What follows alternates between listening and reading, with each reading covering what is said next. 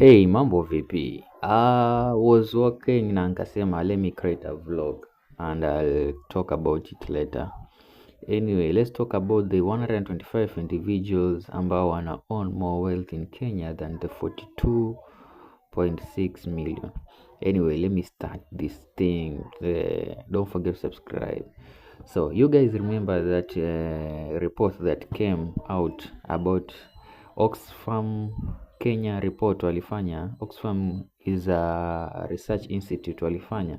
Oxfam walisema kwamba the richest individuals the 125 individuals, the richest 125 individuals own more wealth than 42.6 million Kenyans combined.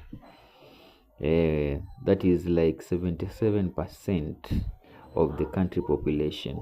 Yani we have 125 individuals who own more wealth than the 42.6 million Kenyans combined. Yeah, I was about to say shillings. Anyway, let's go back to the report. So we have 125 individuals who own more wealth than 42.6 million Kenyans. Damn. Na the report iliendelea kusema like over 7 million Kenyans live below $1. Yani they live in extreme poverty. Wanaishi chini ya shilingi 130. Over 7 million Kenyans live below $1. So I don't know if you are part of those people who live below $1. Report iliendelea. That's the second thing about the report. The third thing inasema CEO of the 10 largest listed companies. Hizi ni kama Safaricom, Equity, East African Breweries. Yeah, top 10 largest listed companies. On average, they earn 214 times more than a teacher. Yeah, we've seen CEOs in Kenya like Safaricom, CEO, Equity CEO, they earn so much money. So they say that they earn 214 more than a teacher. Yeah.